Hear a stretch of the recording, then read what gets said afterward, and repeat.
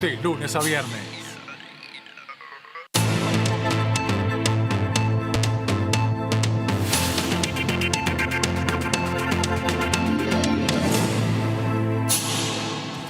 ¿Qué tal? ¿Cómo les va? Bienvenidos. Llegamos al resumen después de una actividad bien importante aquí en la Cámara de Diputados, en distintas comisiones, y ahora llegó el momento de la actualidad legislativa y las principales noticias del día que están aquí en Diputados TV, el resumen. ¿Repasamos los principales títulos? Vamos.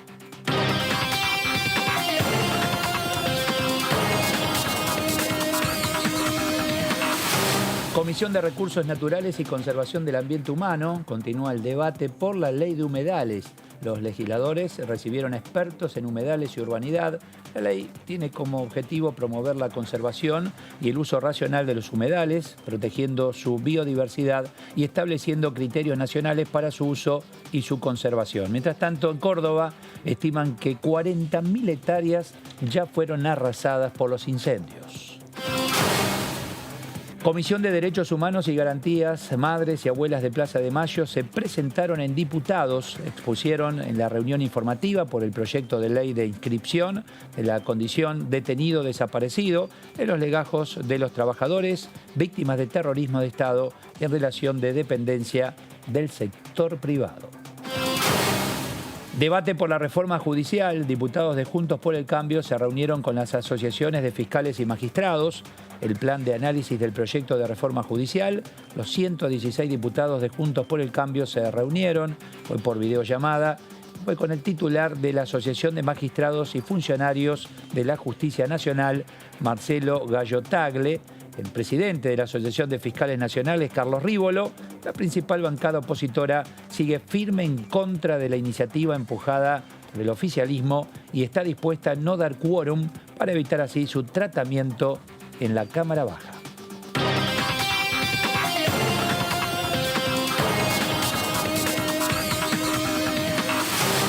Bueno, y ustedes escucharon hasta hace minutitos nada más la comisión en relación a recursos naturales. Hola, Jazmín, ¿cómo estás? Buenas noches. ¿Qué tal? Buenas noches. Hola, ¿qué tal, Fernando? Pero muy bien, acá ¿Qué estamos. tal? Muy Y bien. estamos aprendiendo, por lo menos en mi caso, mucho del tema humedales y la cantidad de situaciones que se presentan en distintas zonas de la Argentina. Aparecieron los incendios con diversas causas, pero también el tema es cómo se inician estos incendios, ¿no, Jazmín? Sí, de hecho siempre estábamos hablando de estos incendios intencionales como Claro. una parte de una actividad agropecuaria y justamente hoy es noticia el tema también que se habló mucho, si bien tiene que ver con la ley de humedales, sino más con el tema de la ley de bosques, el tema de los incendios en Córdoba, que están imparables, todavía hay 5 focos de incendio, hay más de 300 bomberos tratando de apagar el fuego y el ministro de Ambiente dijo que aparentemente fueron intencionales. Ahí tenés el clima, hay sequía hace mucho tiempo, vientos que van rotando y eso también ayuda.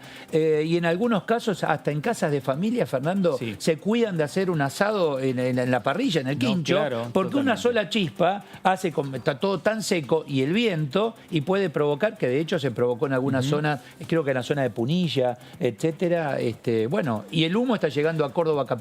Claro, exactamente. Y lo que está ocurriendo en Córdoba, lo que está ocurriendo y han sucedido también en los últimos años, no solo que es frecuente lo que sucede en Córdoba, sino también en la provincia de San Luis. Pero en la frecuente en provincia- este nivel, no. No en este nivel, pero es frecuente el tema de los incendios, ¿no? Y ¿qué es lo que hicieron los incendios? Lo que ocurrieron en las islas del Delta, digamos, ¿qué es lo que en definitiva hicieron? Visibilizar el tema del cuidado del medio ambiente. Es ahí donde estos debates, estos proyectos que tienen que ver con los humedales, que parecían debates de un segundo plano, porque había otros temas mucho más importantes a discutir, surgen y A raíz llegan de a ser, esto que está ocurriendo. a raíz de esto, Claro, y la surgen vez y llegan a ser el pasada- tema Sí.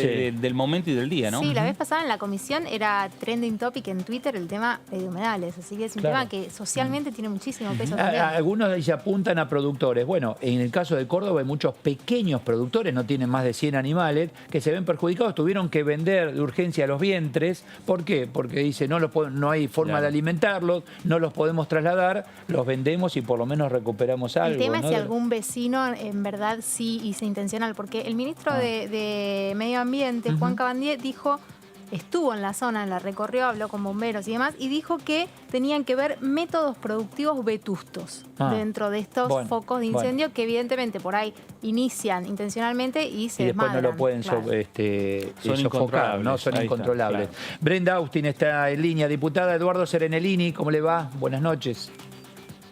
¿Qué tal, Eduardo? ¿Cómo les va? Buenas noches. Bien, muy bien, muy bien. Y a ver, no deja de ser interesante por lo actual que ha pasado a ser esta situación de estas 40.000 hectáreas en el caso de incendios en Córdoba, ¿no? 40.000 hectáreas perdidas. Sí, interesante y doloroso también. Doloroso, ¿no? Realmente claro, es muy impactante las imágenes que estamos viendo. Quienes conocen la zona, el Pan de Azúcar, absolutamente desolado, una de las zonas más bellas, muy cercanas aquí a la ciudad de Córdoba, parte del norte de la provincia, también en el departamento de Ischilín, en el segundo gran foco, y indudablemente que lo estamos viendo con muchísima preocupación. Vemos, ustedes lo decían recién, cómo las columnas de humo llegan hasta la ciudad de Córdoba, mostrándonos obviamente la cara más cruenta del fuego y lo doloroso que esto está haciendo para la pérdida de biodiversidad en la provincia, ¿no? Allí en la zona de Villa Allende, en uno de los rincones de los focos, digamos, que están más cerca de la capital, también se están poniendo en riesgo reservas naturales, lugares donde quedaban, tanto en el norte como aquí, algunos de los bosques nativos con quebrachales de muchísimos, muy longevos, de muchísimos años, y la impotencia, ¿no? La impotencia de que ya sabíamos que estábamos frente a un año que se venía seco, que se venía muy ventoso, y la incapacidad para prepararse, ¿no? Para prevenir, para disponer de los recursos, del equipamiento y de las alertas tempranas, algo que es tan importante para evitar las catástrofes que estamos viendo, ¿no? Poder detectar a tiempo con distintas herramientas que permitan una intervención rápida de los cuerpos de bomberos. Bueno, y Brenda, por lo que se ve, las imágenes que llegan desde allí, desde Córdoba, que incluso helicópteros que toman agua de piletas de casa de familia para ir y ayudar a sofocar, ¿no? O sea, la comunidad completa está acompañando, como pueda. Sí, sí. Sí, realmente se han visto escenas muy dantescas, se han visto esas, y también se han visto los mismos vecinos sacando agua de las pelopinchos. Claro. Para tratar de apagar los focos que estaban llegando a las viviendas, ¿no? Más de 250 familias evacuadas, viviendas quemadas, animales, una enorme mortandad de animales quemados, dañados. Realmente estamos viviendo una situación muy crítica y que ustedes también lo señalaban, tiene que ver con esto que estamos discutiendo sobre la ley de humedales, sobre por qué Argentina tiene que entender de una vez y para siempre que los recursos naturales son el ambiente donde vivimos, implica recursos finitos que no van a estar ahí para siempre, que tenemos que aprender a vivir de otra manera, de modo sostenible y sustentable. Hoy contaba uno de los pobladores de la localidad de Villa Allende, que está allí brigadista, trabajando en la lucha contra el fuego, cómo uno de estos focos comenzó a partir del desmonte de una zona para la realización de un emprendimiento urbanístico, y que la quema de los restos de ese desmonte ocasionó el inicio del fuego, ¿no? Entonces, también la responsabilidad antrópica, el hecho de que sabemos que gran parte de estos incendios han sido intencionales y que necesitamos revisar los marcos sancionatorios y la consideración de los delitos ambientales también, ¿no?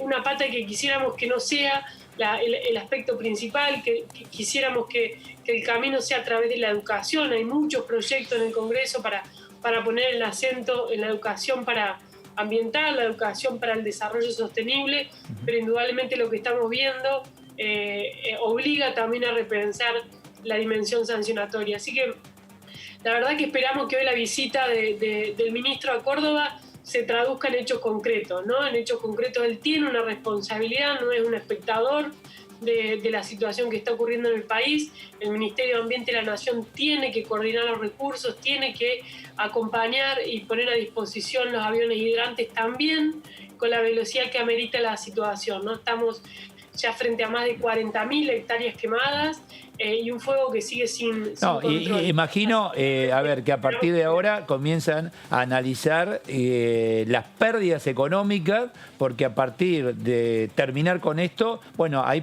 comienza la otra historia, ¿no? Ayudar a esos productores. Escuchaba que hay productores pequeños, no tienen más de 100 animales, 150 animales, tuvieron que vender los vientres porque, bueno, no había forma de alimentarlos, por ejemplo. Bueno, muchos de los lugares que se quemaron en el norte de Córdoba es una zona donde efectivamente hay pequeños productores, productores de cabras, productores de miel, de distintas actividades que están en una situación de absoluta desolación. Miren, las primeras palabras del gobernador en un tuit primero fueron de resignación, ¿no? Decir, bueno, repararemos lo que haya que reparar.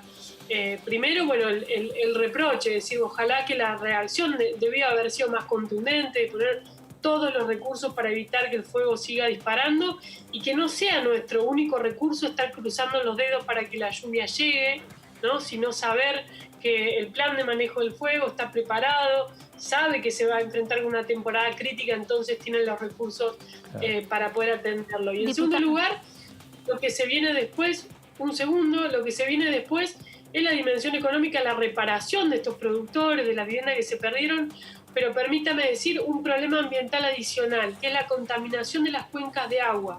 Las lluvias, cuando vengan, lo que van a hacer es que estas cenizas a través de los ríos vayan a diques de los que además se abastece la ciudad de Córdoba. De modo que tenemos un problema ambiental, tenemos un problema sanitario, por lo que indudablemente que la gravedad de la situación amerita la articulación de la nación y la provincia y los recursos puestos para apagar el fuego y para remediar también el daño que se ha ocasionado. Diputada, ¿cómo le va? Jazmín Guilierini la saluda. Te quería preguntar por este tema que algo mencionó al pasar, el tema de las sanciones. La ley de bosques tenía sanciones, digo, hay leyes, imagino que la de humedales por ahí van a incluirlo también. Esto, digamos, ¿se puede rever desde la ley? ¿Ya son las provincias quienes tienen que aplicarlo? Como para que justamente no siga pasando, ¿no? Si es intencional o no, pero que se tomen los recaudos suficientes. Porque en este caso también la provincia de Córdoba, como usted decía, por ahí no previó algunas cuestiones, ¿no? Bueno, varias cosas al respecto. En primer lugar, efectivamente es una competencia del Congreso de la Nación la discusión de los delitos, ¿no? La tipificación de los delitos penales. Nosotros entendemos que amerita, no en las leyes puntuales, sino en el Código Penal, incluir esta categoría de los delitos ambientales con un marco sancionatorio adecuado. Hoy lo que estamos viendo en distintas problemáticas, no solo las quemas, que muchas veces hay un cálculo económico, ¿no? Un cálculo económico entre lo que voy a recaudar si cometo este daño ambiental contra la multa que tengo que pagar. Y lo único que rompe esa ecuación es obviamente el control, la prevención, pero también la consideración de los delitos penales.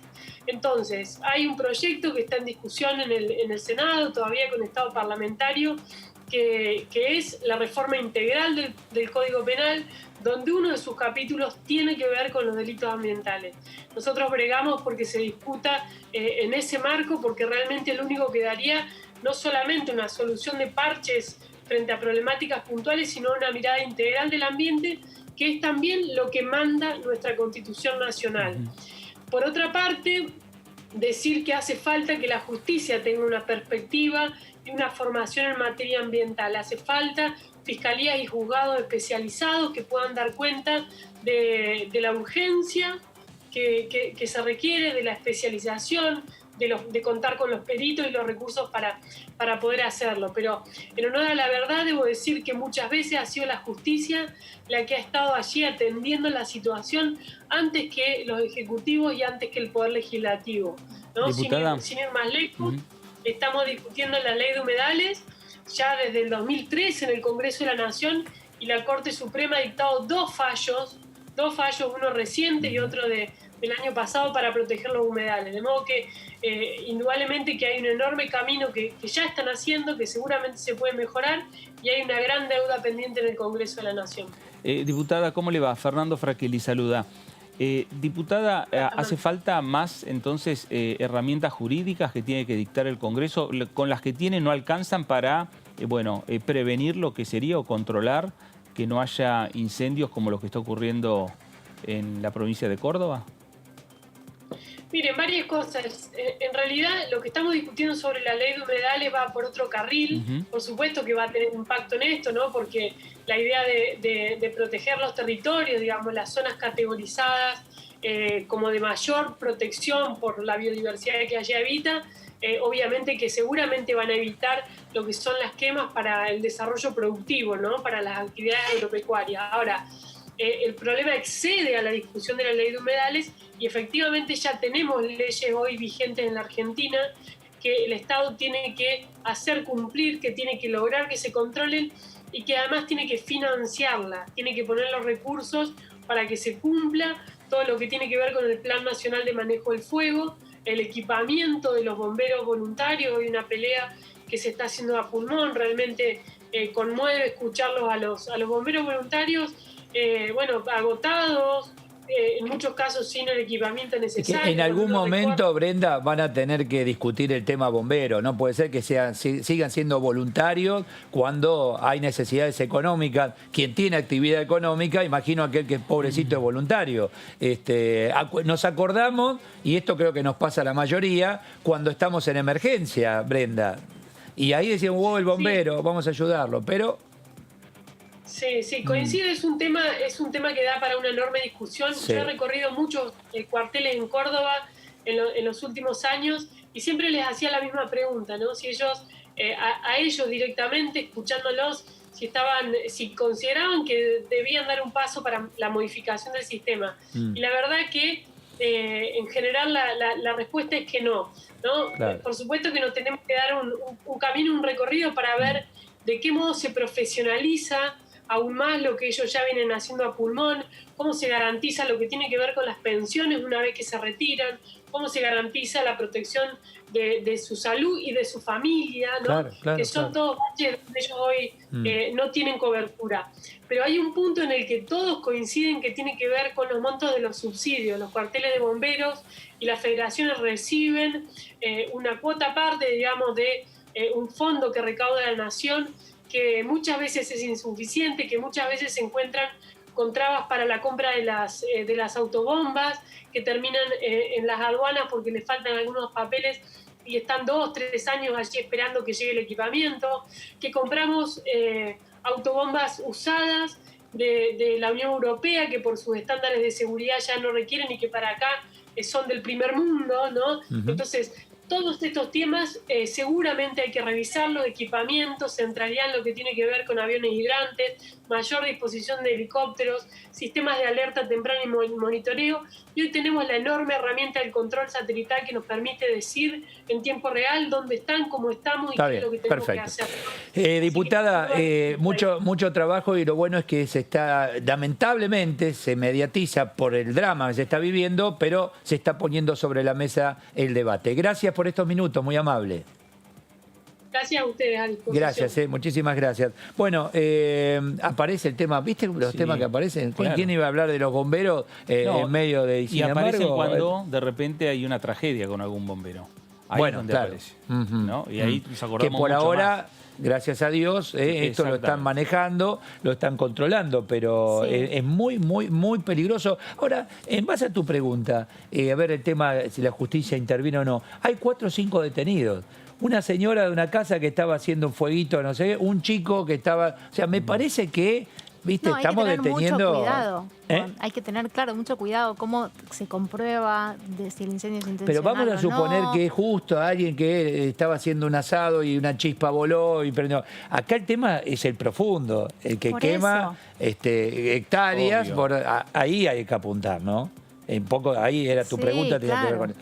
Eduardo Fernández, del Frente de Todos de Córdoba, nos contaba lo siguiente. Mira. Los integrantes de todos los bloques asienten la importancia de este proyecto, que seguramente va a ser aprobado. Pero para tener dictamen tiene que funcionar la comisión, tiene que haber acuerdo y lamentablemente no hay protocolo. Sin embargo, porque asisten destacados especialistas. En la última sesión participan productores, representantes de Federación Agraria Argentina en esta zona, pero como humedales hay en todo el país. Y tiene una importancia estratégica la preservación del agua, la preservación del suelo, y tenemos leyes que no alcanzan que adhieran las provincias, porque luego la ley nacional, por ejemplo, la ley nacional de bosques, luego necesita la adhesión de las provincias, porque es potestad de las provincias legislar y controlar el tema. Nosotros queremos una ley que no tengamos más las quejas que tenemos, que las penalidades justamente sean tipificadas. Algunos, la multa que establecen algunas provincias, lamentablemente son pocos pero poderosos productores o desarrollistas urbanos, lo consideran una inversión a la multa, es decir, la ponen dentro del costo de la inversión. Claro, algunos dicen, bueno, es más barato pagar la multa que pedir permiso. Seguro. ¿No? Y sí. Uno de los temas que no tiene tanto por ahí que ver con humedales o bosques en sí, pero un tema que pasó mucho en la provincia de Buenos Aires, que tiene que ver con los countries, es cuando había lagunas y demás que se rellenaban y terminaban afectando a los barrios locales, porque siempre que un curso del agua se bloquea y es natural, en algún lado repercute. Sí. Bueno, por eso la mayoría de los barrios tiene su laguna.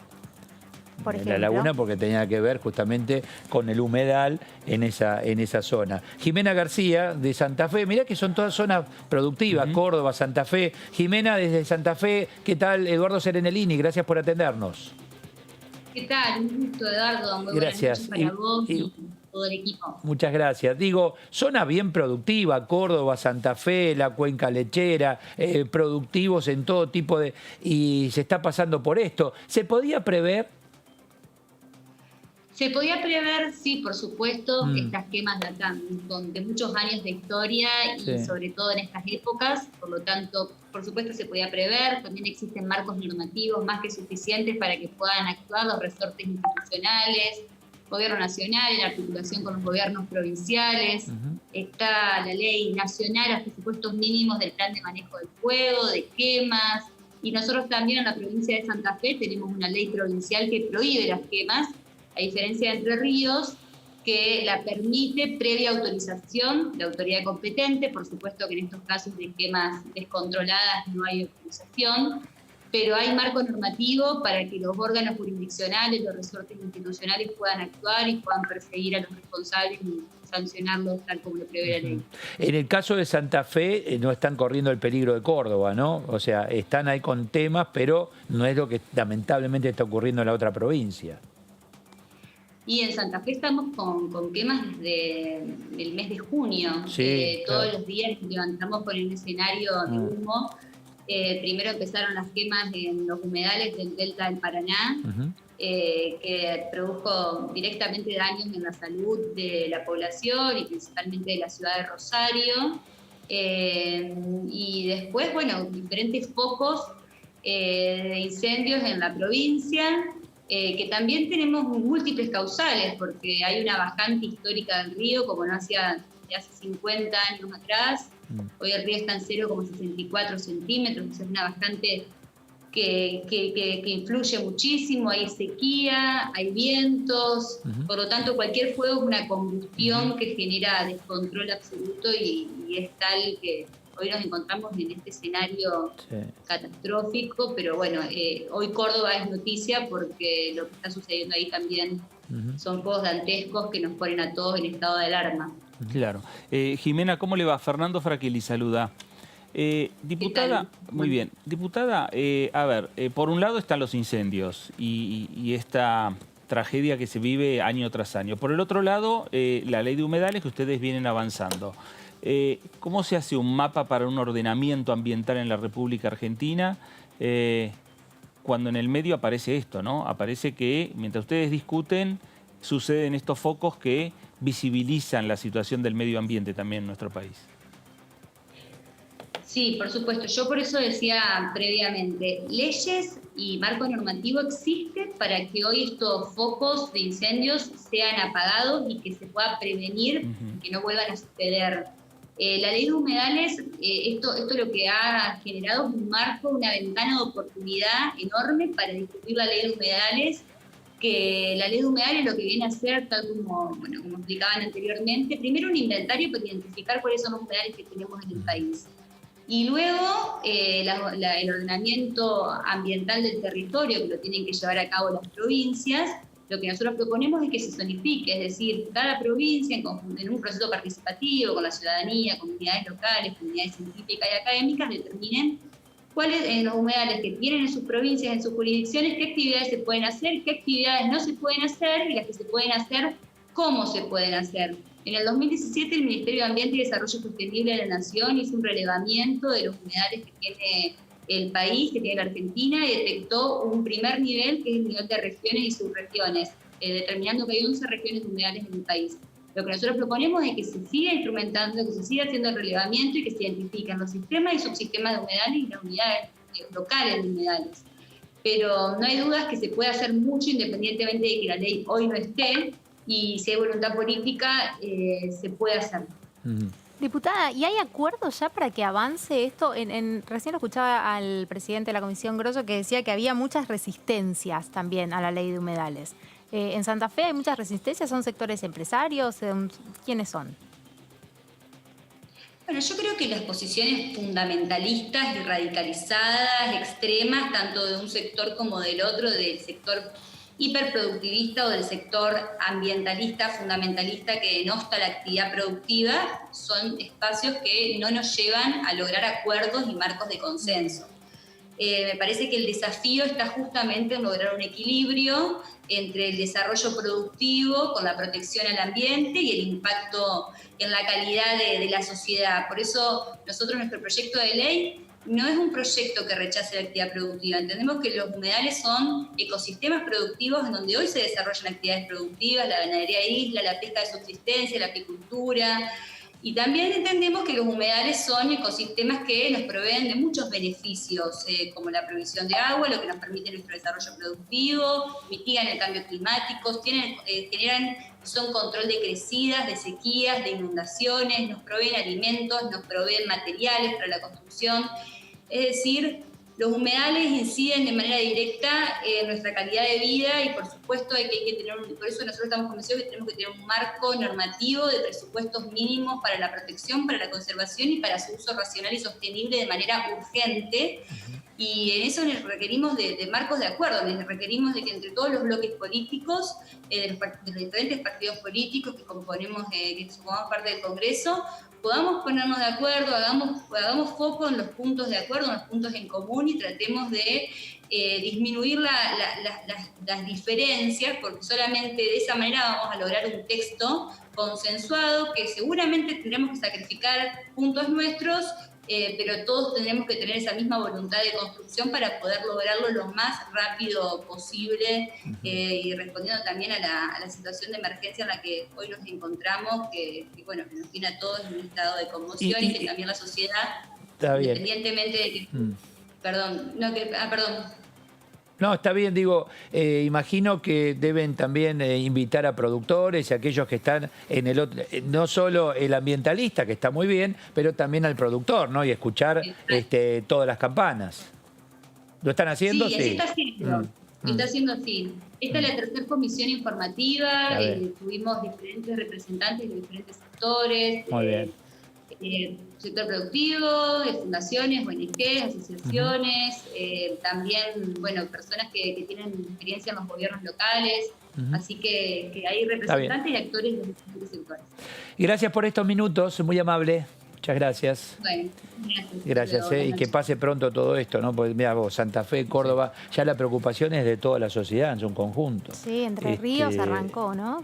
Sí, esto que, claro, exacto. Bueno, pero el tema de la contaminación, el humo, en el caso de Córdoba, insisto con esto de que te hacen usar aire acondicionado en las casas para respirar aire puro por el filtro de los equipos y no estar en la calle. Claro. Mirá al nivel que han llegado. Pero ¿no? imagínate que el humo, a veces cuando ha sucedido el caso de Santa Fe o el caso de Entre Ríos, llega a la ciudad de Buenos Aires y es molesto. Sí. Sí. Imagínate lo que es en Córdoba con semejante incendio. Sí, No, y lo que la decía gente con problemas respiratorios. Sí, claro. Quiero decir, Jimena, que dice, una vez que esto termine, ceniza y todo, los ríos van a barrer, o los diques, y de ahí vos necesitas tomar el agua, es el agua que hay que... está Leonardo Grosso, de Frente de Todos, y es presidente de la comisión. ¿Qué tal, Grosso? Eduardo Serenellini. ¿Qué tal? A ver si nos podemos escuchar un poquito y vamos a arreglar ahí. Está muteado, me parece. ¿Viste el lenguaje ahora en esto? Está muteado. Bien. ¿O no? ¿No se dice así? Ahora en las comisiones de diputados cierre su micrófono, se escucha que pasa la pero si no decís, perdón, está muteado. Claro. Se ríen acá, claro. Sí, claro. Y bueno, ¿qué va a ser? Tiene que ver con esto. Ya la provincia de Buenos Aires también tiene lo suyo. Porque acá el tema humedales no es solo un tema de Córdoba, Santa Fe o Entre Ríos. Es todo el país. Bueno, Luján, la cuenca Luján, que es importantísima, hubo expositores también. Y todo el tema de los countries también tiene que ver mucho con toda esa zona que también hay que tener. Pero vos decís que está en forma irregular. No, pero hay muchísimas notas que incluso yo he hecho de cantidad de barrios que se ven impactados por o sea, vos decís, un country bien hecho cuando se... Claro, acá vos cerrás y perjudicás al barrio que está al lado, por ejemplo. Cuando no se tienen cuidados cuando los cauces se bloquean, si se hace una laguna o se hace alguna forma para que no ocurra eso. Eso no ocurre, claro. Cuando ocurren los primeros, sobre todo, había muchas inundaciones en los barrios aledaños. Vos sabés que eso, en épocas de inundaciones, me acuerdo, ¿qué hacían en el campo para que no se le inunde el campo? No los country, sino el campo productivo.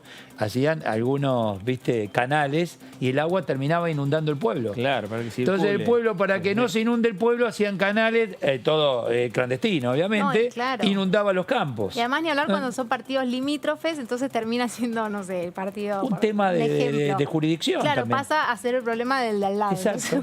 A ver si nos escuchamos, diputado, ahora. Buenas noches. Ahora sí, me parece, ahí está. ¿no? Ahí perfecto. Ahora sí. Muchas gracias. Buenas noches. Digo, el tema humedales es en todo el país. Ahora toman repercusión mediática, lamentablemente, los incendios en Córdoba, Santa Fe, etcétera. Pero el tema humedales, agua, contaminación, etcétera, es un tema que nos ocupa de punta a punta del territorio. Sí, hay humedales en todo tipo de geografías, en la montaña, hay humedales en el delta del Paraná, hay humedales en la costa atlántica, hay humedales en la Patagonia, hay humedales en todos lados. Los humedales eran ecosistemas poco valorados hasta que la ciencia, con su capacidad de análisis e investigación, pudo dar cuenta de la cantidad de servicios ecosistémicos, así se llaman ahora, para decirlo en criollo, beneficios que le generan al planeta, ¿no? Y por lo tanto a los seres humanos que vivimos en el planeta, ¿no? Son grandes reguladores de las inundaciones. Por eso recién escuchaba esto que decían ustedes. La modificación de los humedales en las zonas periurbanas, por ejemplo, han generado inundaciones en las ciudades que nunca se habían visto. Claro. La modificación en el sistema de humedales de la cuenca del río Luján, por ejemplo, generó en el 2014 y en el 2015, recién lo compartía una especialista de la Universidad Nacional de La Plata en la comisión que tuvimos, generó por primera vez una inundación histórica que llegó hasta la Basílica de Luján. Y eso no había pasado nunca, pero como nosotros con la actividad humana destruimos la capacidad de absorción o de canalización de las aguas cuando construimos arriba de los humedales, o en el caso del delta del Paraná los prendemos fuegos y destruimos toda la biodiversidad y cambiamos el uso del suelo, atacamos esa capacidad del humedal de absorber el agua, ¿no? Este es el tema naturaleza, a ver qué se hace. Ahora, después tenés los extremos, lo hablábamos con la diputada hace minutitos, el que es extremista en cuanto a ambientalismo y el que es extremista en cuanto a la producción, a lo económico. Ni uno ni otros.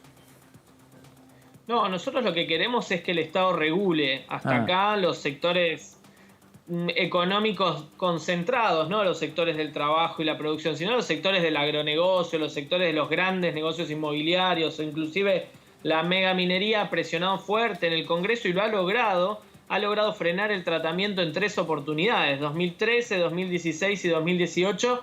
Este Congreso de la Nación tuvo dictamen de comisión en el Senado y hasta media sanción, y vino a diputados y se frenó el tratamiento. Y el logro más importante de estos sectores es que el Estado no ha regulado. ¿Y qué es lo que el Estado tiene que regular? la tarea productiva en zonas de humedales. Lo que no se va a poder hacer es prender fuego 70.000 o 90.000 hectáreas de humedales. Claro. Lo que no se va a poder hacer es rellenar una laguna y romper la capacidad ecosistémica de absorción del agua y entonces después que se inunde La Plata o que se inunde Luján. Lo que no se puede hacer es lo que el Estado es destruir los servicios de esos sistemas, y el Estado ahí debe regular. Y hasta acá han ganado ellos. Nosotros tenemos la voluntad y creemos que es un momento importante de la humanidad entera. Estamos confinados en nuestras casas y hablando de manera remota porque un virus de origen zoonótico se ha esparcido por el mundo, ¿no? Y ese virus de origen zoonótico tiene que ver con la destrucción que hemos hecho los humanos y la actividad humana, en este caso el bosque tropical del sudeste asiático, que el coronavirus vivía con los murciélagos en esa selva muy tranquilo hasta que se topó con los humanos, porque destruimos ese ambiente. Entonces es un momento para reflexionar, entender que el problema de los incendios hoy es muy grave, pero que el problema de los humedales es de más larga data y que lo que necesitamos es regulación del Estado. Lo único que puede cambiar en los sectores de la grande producción, la regulación del Estado, es quizás achicarle los márgenes de ganancia, pero ni siquiera estamos discutiendo ganancia, estamos discutiendo márgenes de ganancia, y ellos tendrán que aplicar los estudios de impacto ambiental que en realidad la ley de ambiente ya mandata a hacer, pero que no lo hacen, para poder pensar cómo se desarrolla la actividad productiva en zonas de humedales, cómo se desarrolla un emprendimiento inmobiliario o la urbanización de los suelos. En definitiva, se produce y se vive arriba de los humedales hace cientos de años. Diputado, la diferencia es que no se está arruinando esos ecosistemas. Claro. Diputado Fernando Fraquelli, saluda. Usted habló de los años en los cuales no pudo avanzar en definitiva el Congreso. 2020 será el año a pesar de la pandemia, pero se nota una voluntad distinta con lo que fue la renovación parlamentaria.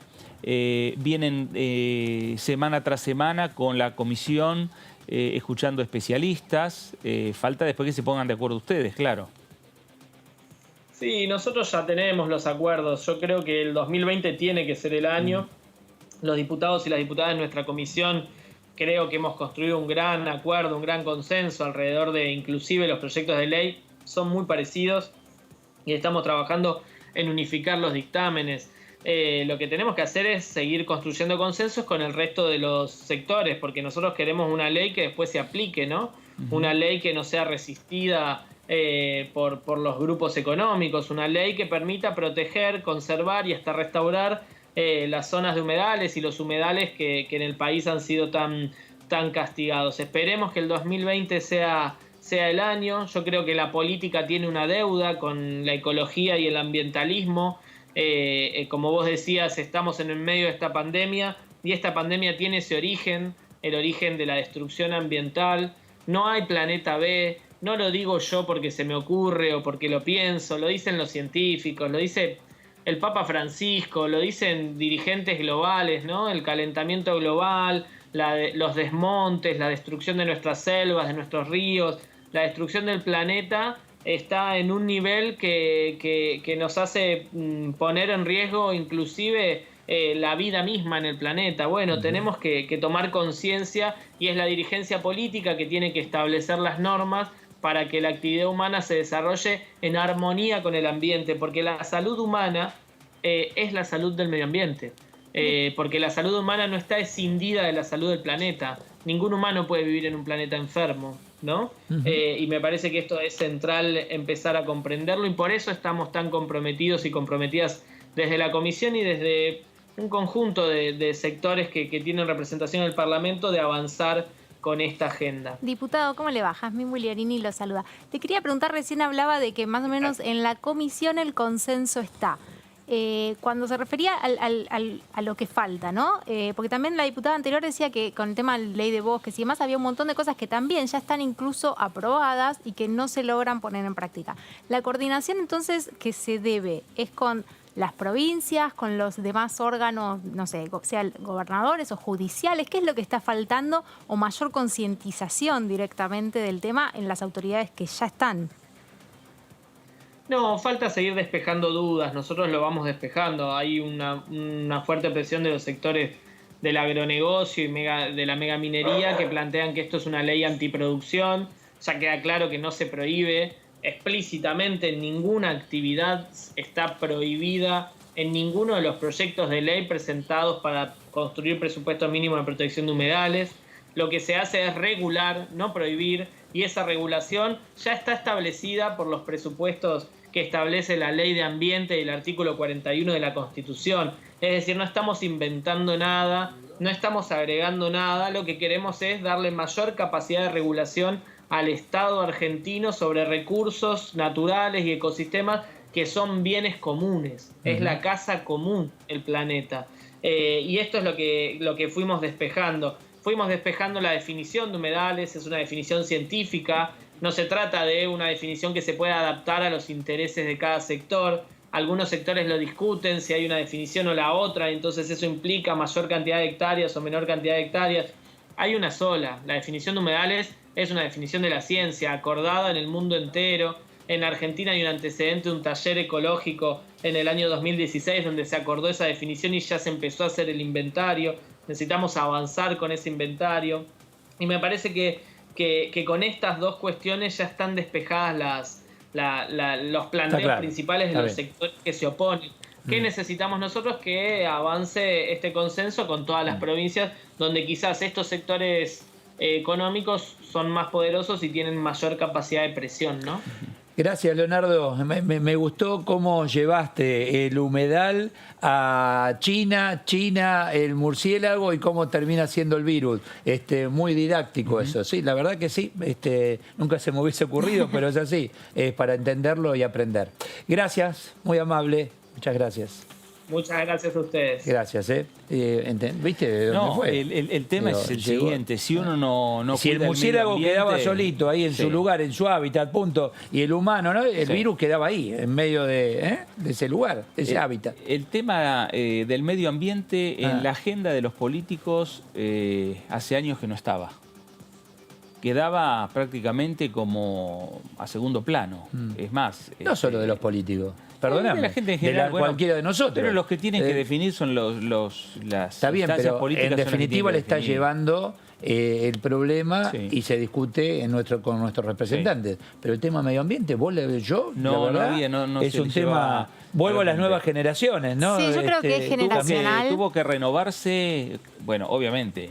Yo voy al tema desde el punto de vista parlamentario, renovarse la Cámara con las nuevas generaciones y traer estos temas, ¿no? Porque en la sociedad pasó eso. Sí, claro. Todo lo que la sociedad renueva, el tema de género, lo mismo. Sí. Hay cantidad de situaciones, violencia. Sí. Bueno, los líderes, ¿no? Esta Nina todavía joven, Greta Thunberg, que la rompe ahora en todos lados y es súper chiquita. Pero es interesante eso que decís porque a veces desde la política hay una cosa de igual sí, algo está detrás muy bien, con la nena, pero después, no es solita. No, bueno, pero ahí la están fogoneando. Sí, pero bueno, sin duda, pero cuando arrancó, arrancó en un colegio, ella sola, poniéndose, haciendo una toma en su colegio y demás. Lo que es interesante que dice él, que a veces desde la política hay un discurso súper abierto a eso, pero cuando hay que poner fondos y cuando hay que poner... claro, ahí queda. Está muy bien. Bueno, vamos a otro tema. Ustedes saben que hacemos el resumen en relación a todo lo que se charla y lo que se discute aquí en la Cámara. Y vamos ahora al tema inscripción de la condición detenido desaparecido. Tiene que ver con derechos humanos. Por eso quiero saludar a Nelly Daldobo, de Frente de Todos. Nelly Eduardo Serenellini, mucho gusto, buenas noches.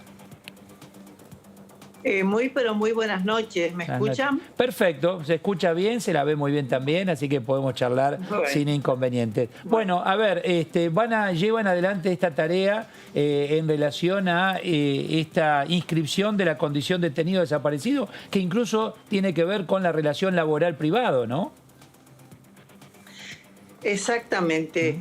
Es bastante amplio el proyecto, porque lo que estamos buscando con los compañeros de la comisión, y al decir compañeros no me refiero directamente al bloque al que pertenezco, sino que a compañeros diputados, compañeros y compañeras, estamos tratando con la conducción, en este caso como presidente, del compañero Hugo Yasky, la restauración de los legajos de trabajadores detenidos y en algunos casos desaparecidos, en la mayoría de los casos desaparecidos, en especial en gran parte ya se ha logrado de lo que es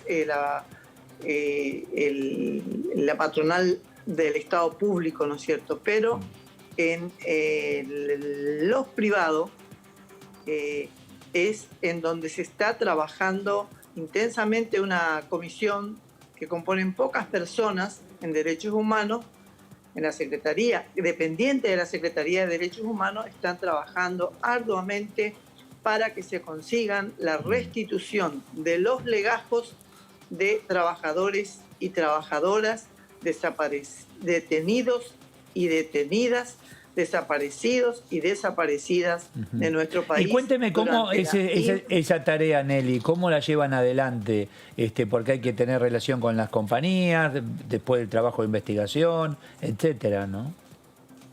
Es lo que están haciendo. Hoy nos acompañaron realmente personalidades, ¿no es cierto?, de abuelas. Tuvimos una carta de apoyo de la presidenta de Abuelas de Plaza de Mayo, Estela de Carlotto. También estuvo con nosotros el que actualmente está como presidente de la comisión, Julián Scabiolo, que es el que preside una comisión chiquita, pero que están trabajando un montón, justamente tratando y haciendo ese relacionamiento con las empresas que nos comentaban que muchas de ellas no tienen ningún problema en dejar que se entre o dejar abiertas sus puertas para que los archivos de los legajos, donde están los legajos, se puedan revisar y de esta forma devolver al familiar. Inclusive hay ejemplos, ellos tuvimos también a jóvenes de hijos que mostraron fotos de sus padres desaparecidos y que lo único que pudieron conocer fue gracias a legajos que fueron entregados o en las universidades, porque en algunos casos eran universitarios y que en otros casos eran universitarios, pero también trabajadores de alguna de estas empresas privadas. No quiero dar nombres porque a lo mejor me voy a olvidar o me voy a equivocar, pero algunas como Ford, como empresas Asinga, las empresas más grandes de la República Argentina han tenido detenidos, desaparecidos en nuestro país. Esa es nuestra triste historia. Y le hablo desde un lugar donde desde la docencia fui por un tiempo detenida, desaparecida. Que seguramente que por esas cosas de que Dios dispone, estoy acá actualmente como diputada nacional. Antes de eso ocupé cargos en la intendencia, fui intendenta de mi pueblo, pero que sé de lo que estoy hablando, el ser detenida y desaparecida del proceso nefasto que tuvimos en este país. Diputada, ¿qué tal? Jazmín Mugliarini la saluda. No, le quería consultar esto que está diciendo. Gusto. Imagino que para la reconstrucción familiar es clave en algunos casos estos datos. Sin este tipo de incentivos, ¿es más difícil acceder al sector privado o no? Porque también hay algunos legajos que sí se llegaron, imagino, más en forma directa o los mismos familiares solicitándolos. Según la información que nos dio esta comisión hoy, ya tienen recuperado más de 100 legajos, que no es poca cosa para porque esto está, no olvidemos que tenemos 37 años ya de democracia y que son proyectos que fueron quedando o encarpetados o aprobados muchas veces en diputados o en senadores, pero no en diputados, y fueron quedando, hasta que ahora lo que vamos a hacer, el firme propósito de la reunión de hoy fue fijar una fecha para darle justamente estado parlamentario, porque no podemos tampoco decidir nosotros por el tema de que todas las reuniones son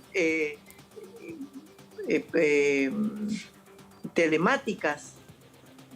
Así es que tenemos que tener un día que nos pueda brindar justamente la parte técnica, el soporte técnico que nos pueda dar el espacio a cada una de las comisiones. No como que cuando estamos trabajando en el Congreso se trabaja directamente, cada comisión tiene su día, su hora, su lugar, su espacio, pero ahora no. Ahora entonces tenemos que estar sujetos a estas restricciones, pero que como bien con esta entrevista que ustedes me están dando o me están haciendo posible, el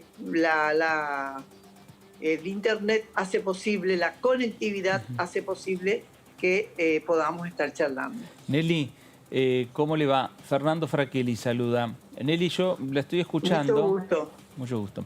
Nelly, la estoy escuchando, imagino una reunión fuerte, una reunión de muchas emociones, de muchas sensaciones, la que han tenido en el día de hoy, y que seguramente las próximas van a ser iguales. Muchísimas, muchísimas, porque desde la diputada, que en este momento no recuerdo el nombre, que está luchando desde hace más de, no sé si dijo 21 años, desde que se dio cuenta que ella fue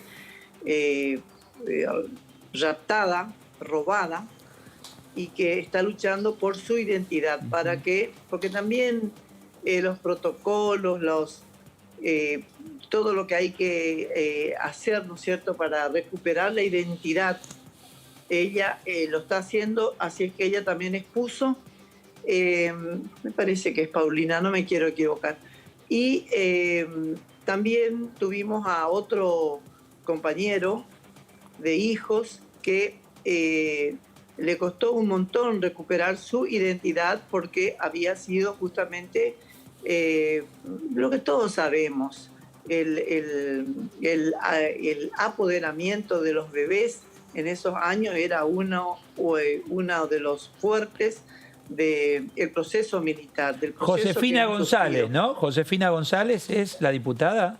Es la diputada. Josefina González. Gracias. Pasa que yo asumí en diciembre y tuvimos enero, febrero, menos mal que tuvimos muy acertada el llamado a sesiones que hizo el presidente de la Nación, porque si no, seguramente a causa de esta pandemia no nos hubiésemos ni presentado unos a otros. Bueno. Así es que muy pocas reuniones, así es que por eso no recuerdo todos los nombres.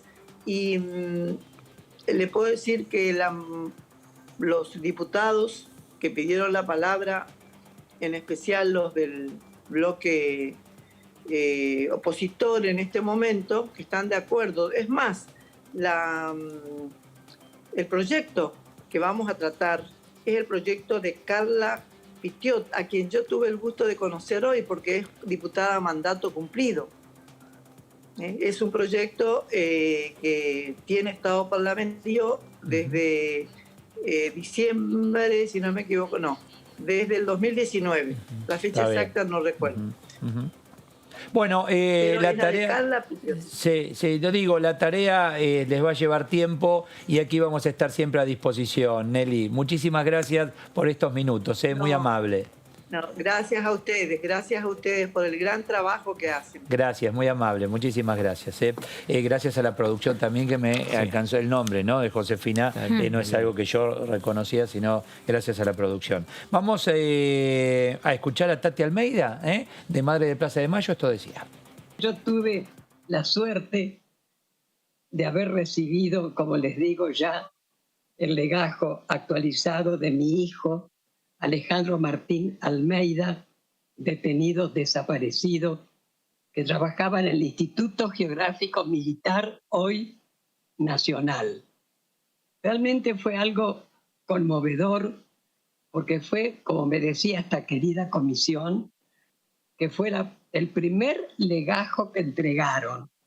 Y se hizo, digamos, salió en el boletín oficial, gracias al apuro, que lo hizo con todo apuro Santiago Cafiero, para que yo pudiera recibir ese legajo ya, digamos, en el boletín oficial este 17 de junio de este año, donde es el aniversario de la desaparición de Alejandro.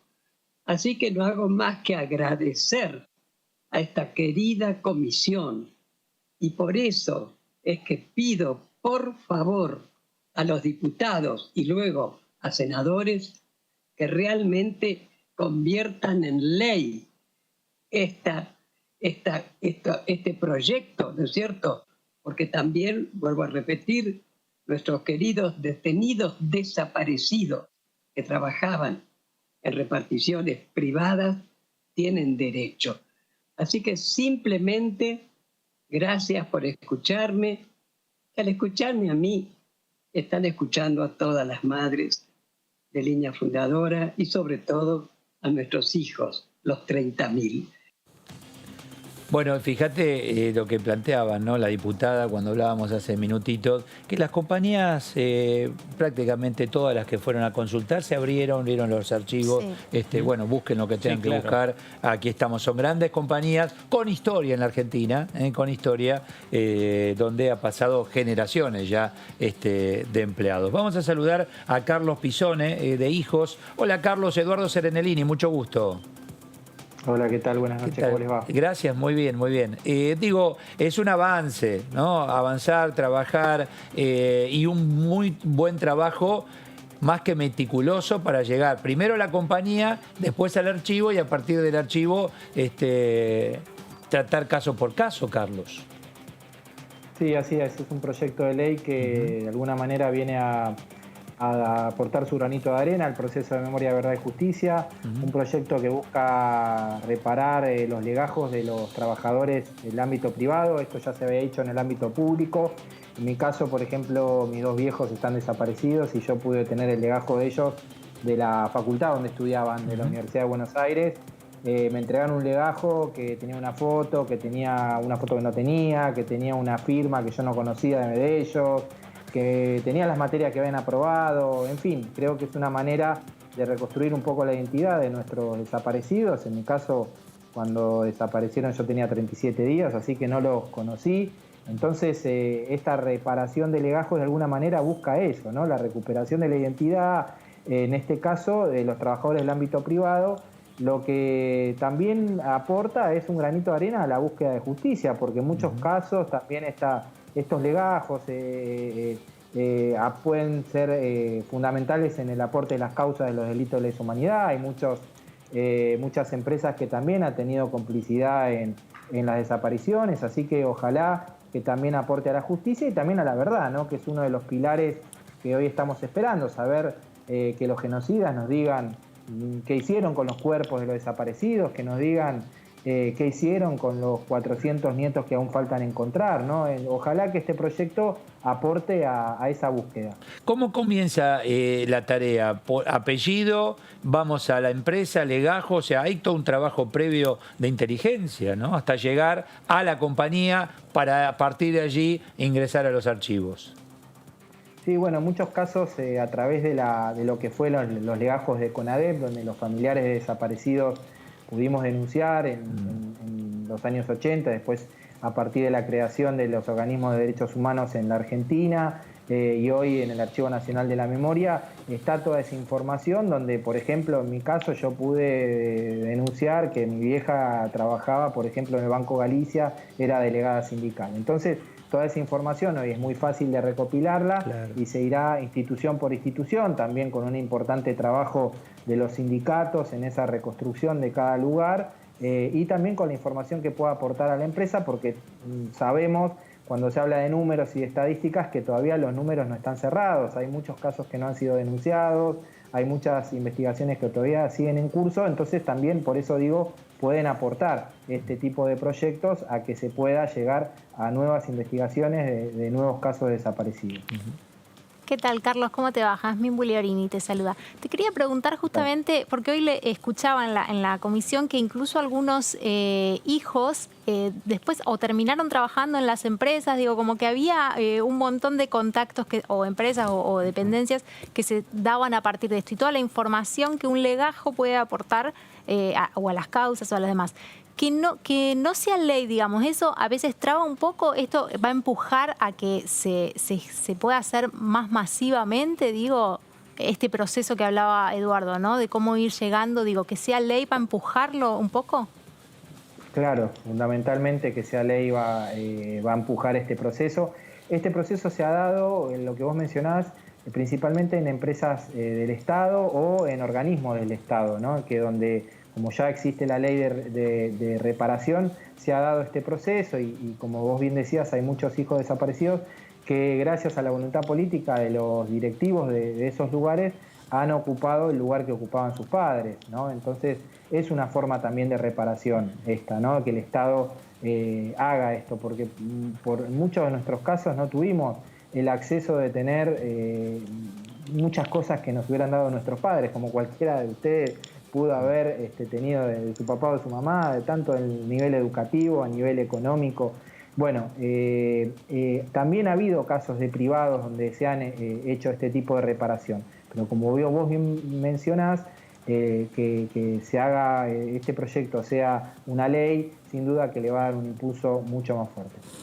Carlos, Fernando Fraquili saluda.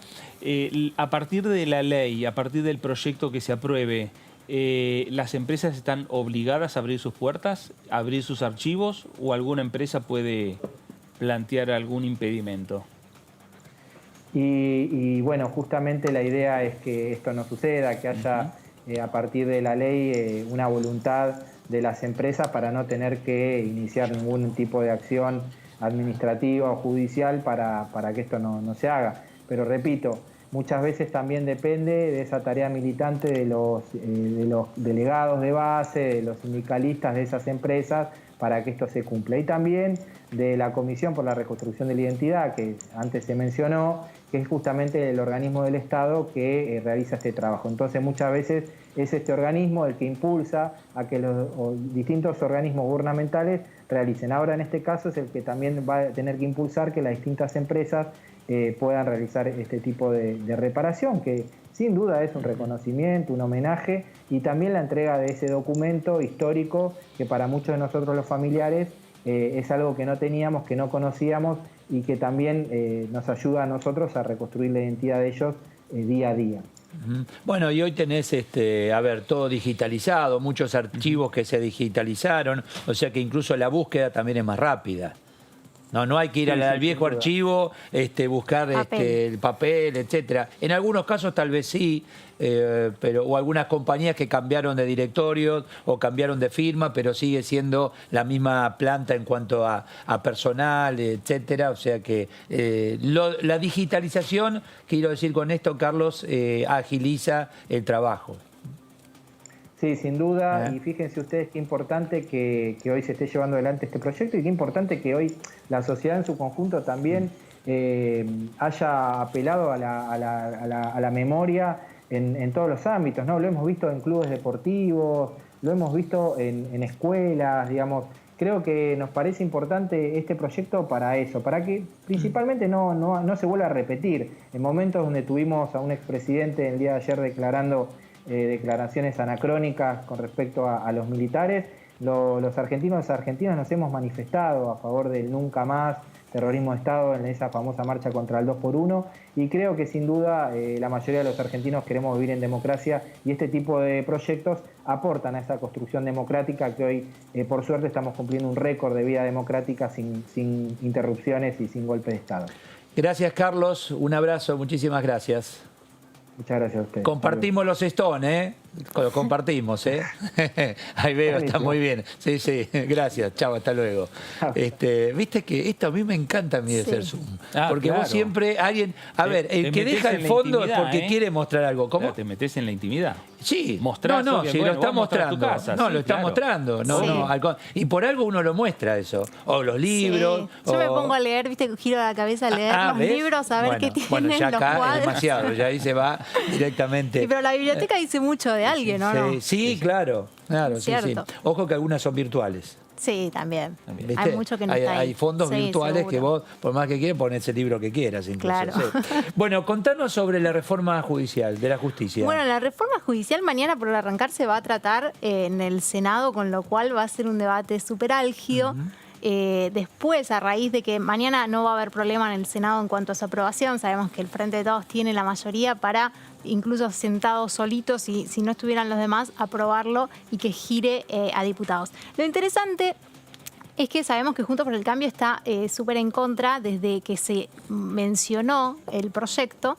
Después lo leyeron y ratificaron que están en contra, pero toda la banca de Juntos por el Cambio, los 116 diputados de Juntos por el Cambio, se reunieron, tuvieron una reunión obviamente virtual por Zoom, con dos asociaciones. Una de magistrados, que es la que dirige Marcelo Gallo Tagle, y también con la Asociación de Fiscales de Carlos Rívolo. ¿Para qué? Para analizar lo más finito de la reforma. Tuvieron una reunión de 2 horas ayer, los 116 diputados, imagínate, grande la reunión de Zoom, con ellos dos hablando minuciosamente.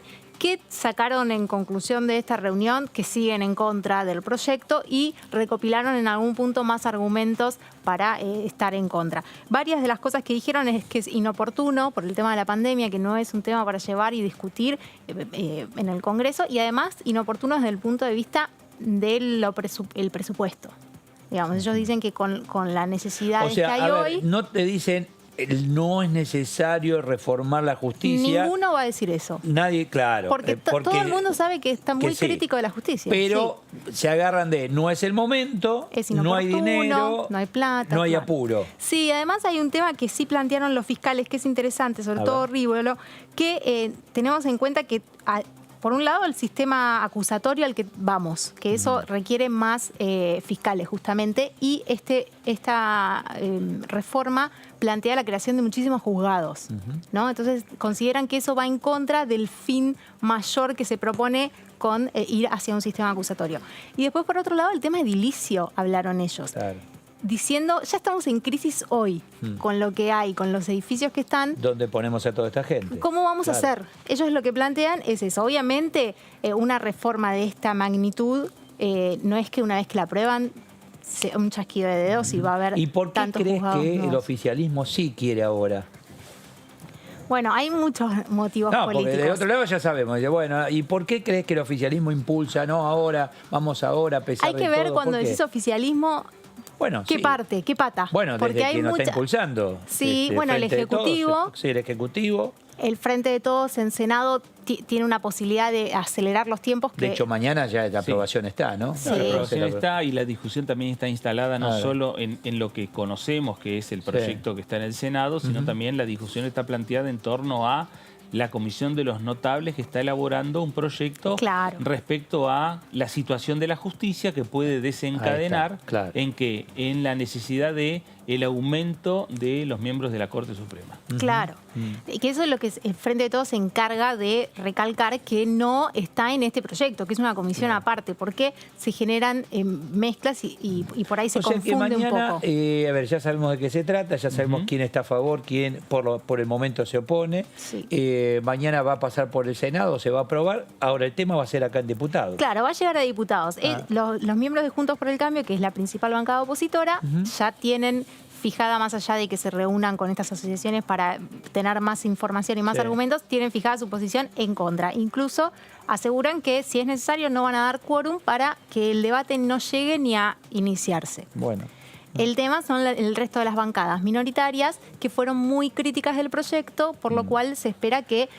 Ya lo dijo Sergio Massa, va a haber tiempo, los cordobeses no. No, Massa dijo, vamos a tener tiempo para debatirlo, no vamos a apurarlo y que se va a conversar, digamos, no va a haber este apuro que tal vez, porque hay posibilidades, se dio en Senado. Bueno. Qué lindo programa, es bien variadito. Gracias, Fernando. Sí, pero por favor, un gusto. Gracias, nos vemos siempre en la semana, ¿no? Sí, nos vemos. ¿Vos?